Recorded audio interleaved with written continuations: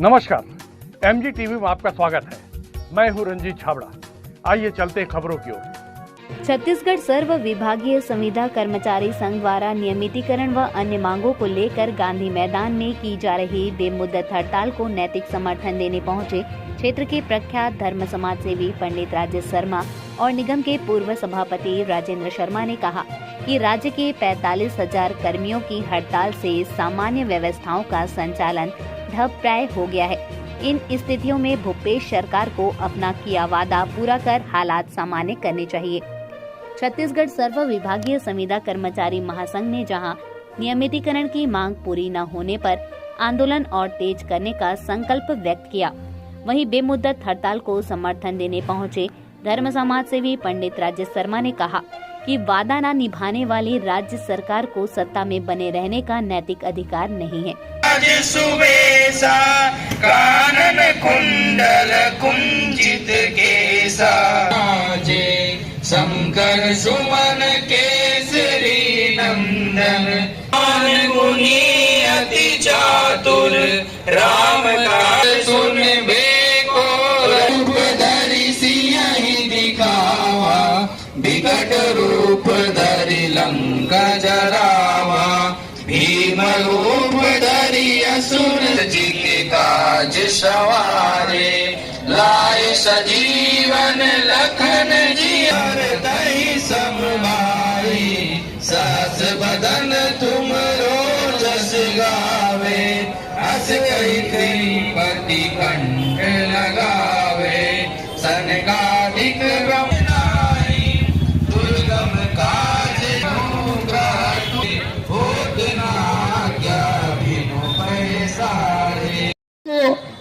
आमंत्रित करूं अपने ऊर्जावान शब्दों से। हम हड़तालियों के रग रग में जोश खरोश को आगे बढ़ाएंगे। सम्माननीय राजेश शर्मा जी, समाज सेवी धमतरी। नहीं दे रही है तो रायपुर कैसे पहुंचेगी? पूरी ताकत लगाइए, ऊर्जा भरिए अपने अंदर, बोलिए भारत माता की जय, भारत माता की जय, वंदे मातरम, वंदे मातरम।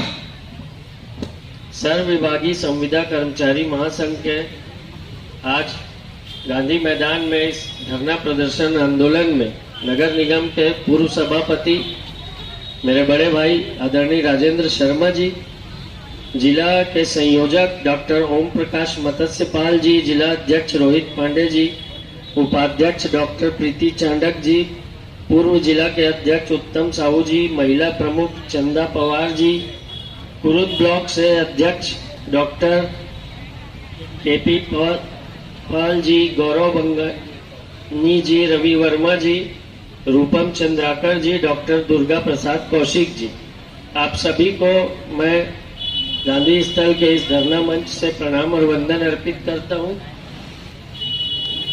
एक बात आपके साथ मैं साझा कर रहा हूं कि आप लोग की स्थिति जो चुनाव से पहले आज से 4.5 साल पहले थी, उस स्थिति में और आज की स्थिति में कोई बदलाव आया है?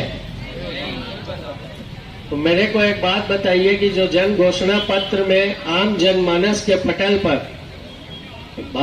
छत्तीसगढ़ की राजधानी रायपुर में प्रेस कॉन्फ्रेंस करके जारी किया गया था, उस घोषणा पत्र में आपके साथ छलावा हुआ है कि नहीं हुआ है? उस स्थिति में इस शासन तंत्र को आगे सत्ता में रहना चाहिए कि नहीं रहना चाहिए? शासन को चलाने के लिए जो बुनियाद होती है वो इस कर्मचारी संघ की शक्ति होती है, जहां से कागज के दस्तावेज चलते हैं और शासन का तंत्र चलता है। उसकी अर्थव्यवस्था और उसका व्यवस्था बनाने का तंत्र कितना कमजोर है कि 5 साल से जिन लोग को संविदा के रूप में रखकर आप लोग से काम कराते हैं, 5 साल बाद भी उसको नियमित नहीं करते। कभी ये नहीं सोचता वहां बैठा हुआ आदमी बड़े स्तर पर कि 5 साल से आप लोग यही काम कर रहे हैं और जीवन में दूसरी जगह जीविका का साधन नहीं बना है, तो आपका भविष्य क्या होगा? आपके आने वाली पीढ़ी, बच्चों का भविष्य क्या होगा? इस छल कपट की मैं इस भर्त्सना करता हूँ इस मंच से, और आप लोग का आंदोलन सफल हो और आप लोग का नियमितीकरण हो, ऐसे मेरे हृदय से ईश्वर से प्रार्थना है। आप लोगों के मंच पे आके मुझे यहाँ ऐसा लगा कि मैं अपने परिवार और भाइयों के बीच आ गया हूँ। राजेंद्र शर्मा जी ने बताया मुझे सुबह फोन करके कि आज धरना प्रारंभ हुआ है। उनका कल से हुआ है ना, कल से धरना प्रारंभ हुआ है। कल हम लोग बाहर गए थे, तो आज यहाँ हम लोग को यहाँ पहुंचना है। तो सुबह सबसे पहले उठ के मैं उनके साथ आपके बीच आपके आंदोलन को समर्थन देने के लिए यहाँ पहुंच गया। बहुत बहुत आपको भगवान शक्ति दे और आप लोग अपने मांग पर ऐसे ही आंदोलनरत रहिए जब तक कि आपका मांग को सरकार पूरा नहीं कर देता। और मैं ईश्वर से प्रार्थना करता हूं कि बहुत जल्दी आपकी मांग पूरी हो और आपके घर में भी वो सारी चीजें पहुंचे जो एक नियमित कर्मचारी के यहाँ पहुंचती है। बहुत धन्यवाद। आज से 4.25 साल पहले थी उस स्थिति में और आज की स्थिति में कोई बदलाव आया है? तो मेरे को एक बात बताइए कि जो जन घोषणा पत्र में आम जनमानस के पटल पर छत्तीसगढ़ की राजधानी रायपुर में प्रेस कॉन्फ्रेंस करके जारी किया गया था, उस घोषणा पत्र में आपके साथ छलावा हुआ है कि नहीं हुआ है? उस स्थिति में इस शासन तंत्र को आगे सत्ता में रहना चाहिए कि नहीं रहना चाहिए? शासन को चलाने के लिए जो बुनियाद होती है वो इस कर्मचारी संघ की शक्ति होती है, जहां से कागज के दस्तावेज चलते हैं और शासन का तंत्र चलता है। उसकी अर्थव्यवस्था और उसका व्यवस्था बनाने का तंत्र कितना कमजोर है कि 5 साल से जिन लोग को संविदा के रूप में रखकर आप लोग से काम कराते हैं, 5 साल बाद भी उसको नियमित नहीं करते। कभी ये नहीं सोचता वहां बैठा हुआ आदमी बड़े स्तर पर कि 5 साल से आप लोग यही काम कर रहे हैं और जीवन में दूसरी जगह जीविका का साधन नहीं बनाए तो आपका भविष्य क्या होगा, आपके आने वाली पीढ़ी बच्चों का भविष्य क्या होगा। इस छल कपट की मैं इस भर्त्सना करता हूँ इस मंच से, और आप लोग का आंदोलन सफल हो और आप लोग का नियमितीकरण हो, ऐसे मेरे हृदय से ईश्वर से प्रार्थना है। आप लोगों के मंच पे आके मुझे यहाँ ऐसा लगा कि मैं अपने परिवार और भाइयों के बीच आ गया हूँ। राजेंद्र शर्मा जी ने बताया मुझे सुबह फोन करके कि आज धरना प्रारंभ हुआ है। उनका कल से हुआ है ना, कल से धरना प्रारंभ हुआ है। कल हम लोग बाहर गए थे, तो आज यहाँ हम लोग को यहाँ पहुंचना है। तो सुबह सबसे पहले उठ के मैं उनके साथ आपके बीच आपके आंदोलन को समर्थन देने के लिए यहाँ पहुंच गया। बहुत बहुत आपको भगवान शक्ति दे और आप लोग अपने मांग पर ऐसे ही आंदोलनरत रहिए जब तक कि आपका मांग को सरकार पूरा नहीं कर देता। और मैं ईश्वर से प्रार्थना करता हूं कि बहुत जल्दी आपकी मांग पूरी हो और आपके घर में भी वो सारी चीजें पहुंचे जो एक नियमित कर्मचारी के यहाँ पहुंचती है। बहुत धन्यवाद। पुरजोर आधार करेंगे। मीठी बात और चेहरे पर मुस्कान, मीठी बात और चेहरे पर मुस्कान, ऐसे ही लोग हैं हमारे हड़ताल की शान। ऐसे ही लोग हैं हमारे हड़ताल की शान, जिन्होंने हमारे उत्साह वर्धन करने के लिए अपने नियमित दिनचर्या से समय निकालकर हमको उत्साह वर्धन करने के लिए हम में ऊर्जा जागृत कराने के लिए अपने अमूल्य समय हमको दिया है। समस्त हड़ताली कर्मचारी बहुत बहुत धन्यवाद के उनके पात्र हैं। मैं सादर आमंत्रण प्रेषित करूं राजेंद्र शर्मा जी, पूर्व सभापति जी को। संगठन के आगे प्रदेश सरकार को झुकना पड़ा और उनकी वेतन वृद्धि करनी पड़ी। आपका भी आंदोलन एक निश्चित दायरे में न रहकर एक महासंघ बनाकर विभिन्न विभागों में संविदा कर्मचारी के रूप में जो सेवाएं देते हैं वो सारे लोग एक हो गए हैं। तो वो दिन दूर नहीं है कि आपके चरणों में प्रदेश सरकार को झुकना पड़ेगा।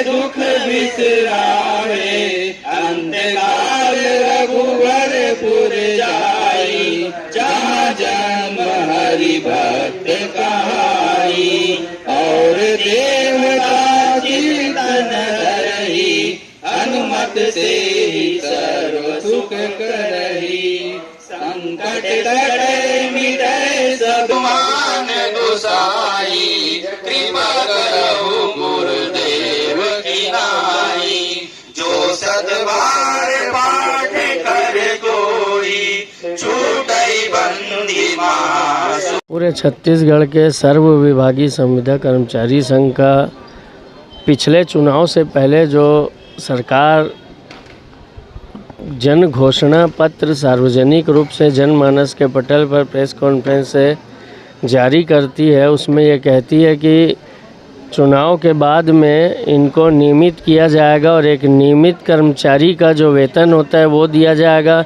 नियमित कर्मचारी के पेंशन की व्यवस्था रहेगी, जो भी रेगुलेशंस है वो पूर्ण नियमितीकरण किया जाएगा। आज 4.25 साल बीतने के बाद भी संविदा कर्मचारियों की जो शासकीय व्यवस्था है वो उसी जगह है जहां 4.25 साल पहले थी। ये छल है, कपट है और धोखा है। शासन की कार्य योजना की बुनियाद जिस नीचे के दफ्तर से चालू होती है, जहां से दस्तावेज पे ये काम करके भेजते हैं, उससे पूरा राज्य चलता है। उन लोगों के साथ धोखा मतलब पूरे छत्तीसगढ़ के साथ धोखा है। आंदोलन जितने भी कर्मचारी संघ के पदाधिकारी और सदस्य, उनकी सब मांगों का पुरजोर में समर्थन करता हूं और इनकी मांग पूरी होनी ही चाहिए और नहीं होगी तो सरकार के अपने जाने की तैयारी होनी चाहिए।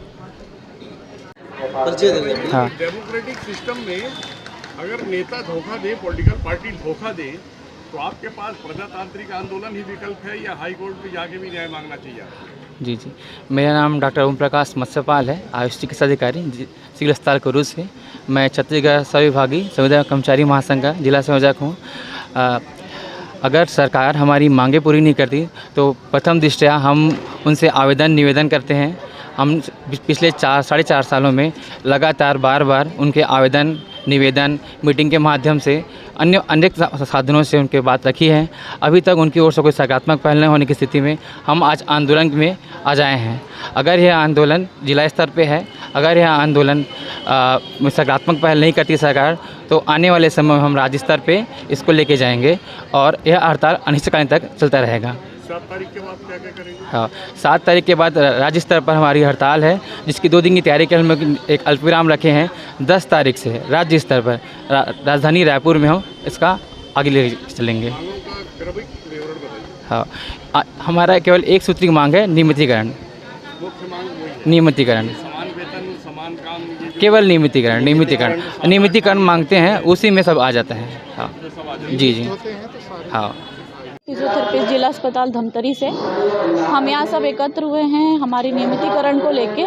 और जैसा कि आप सभी जानते हैं कि 2018 से कैंपेन लगातार चला जा रहा है और सरकार हर बार हमें वायदा देके अपनी वादा पे पूरा करने पे हमेशा नाकाम हुई है। तो मैं एक ही बात कहना चाहूँगी कि जब चुनाव के समय आप हमें गले लगाते हो, चुनाव जीतने के बाद आप पुलिस वाले अपने साथ में लेके घूमते हो, तो आप ये ना भूलें कि अगर हम सरकार बना सकते हैं तो हम एक साथ होकर सरकार गिरा भी सकते हैं।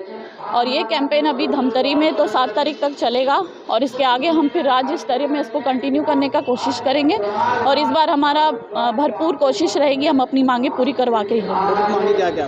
नियमितीकरण हमारी मेन हमेशा से एक ही मांग है, नियमितीकरण, ताकि सबको उनके काम के हिसाब से सम्मान इक्वल तरीके से प्राप्त हो। चुनाव भी है सामने। हाँ, चुनाव है, इसीलिए इस बात को सरकार को ध्यान में रखना चाहिए कि अगर आप पब्लिक का सपोर्ट लेते हैं, स्वास्थ्य कर्मचारी का सपोर्ट लेते हैं, आए समय उनकी किसी भी परिस्थिति में, जैसे कोरोना काल में हमें सबसे आगे रखे थे, इतनी प्रॉब्लम, इतनी तकलीफ में, इतने सीरियस कंडीशन में हम अगर अपने घर को, अपने बच्चों को छोड़ के अगर आपका सपोर्ट किया है, तो हम भी चाहते कि रिटर्न में आप भी हमारा मान रखें और हमारे नियमितीकरण की मांग को पूरा करें। नमस्कार, मेरा नाम रोहित पांडे है और मैं राष्ट्रीय स्वास्थ्य मिशन NHM में जिला धमतरी इकाई का जिलाध्यक्ष हूँ। हम सभी जी सर, यहाँ पे आज प्रदर्शन कर रहे हैं, क्या सूत्र मांगे हैं सर? जी, हम लोग यहाँ सर्वविभागीय संविदा अधिकारी कर्मचारी संघ के बैनर तले अनिश्चितकालीन आंदोलन में हम लोग उपस्थित हुए हैं। और हम सभी जैसा आप सभी जानते हैं कि 2018 में जब हमने रायपुर में अपना आंदोलन किया था, उसमें अभी वर्तमान सत्ता पक्ष के जो मुख्यमंत्री के द्वारा और जो वर्तमान जो स्वास्थ्य मंत्री जी हैं उनके द्वारा हमारे मंच पे आके, ठीक है, हमको आश्वासन दिया गया था कि जैसे ही हमारी पार्टी सत्ता में आती है तो हम आप सभी की जो जायज़ मांगे हैं उनको प्रमुखता से उठाते हुए आपके मांगों को पूरा करेंगे। और उन्होंने उस पर काम करते हुए भी अपने जो मैनिफेस्टो है, घोषणा पत्र है, उसमें सम्मिलित भी किया कि हमारी सरकार जैसे ही आएगी हम 10 दिवस के भीतर में आप सभी को नियमितीकरण का तोहफा देंगे। और हमने उस पर विश्वास जताते हुए उस पर भरपूर विश्वास दिया और हमारे सभी साथियों ने ठीक है अपने पूरे परिवार सहित उस पार्टी को अपना अमूल्य वोट देके उनको सत्ता तक के काबिज किया।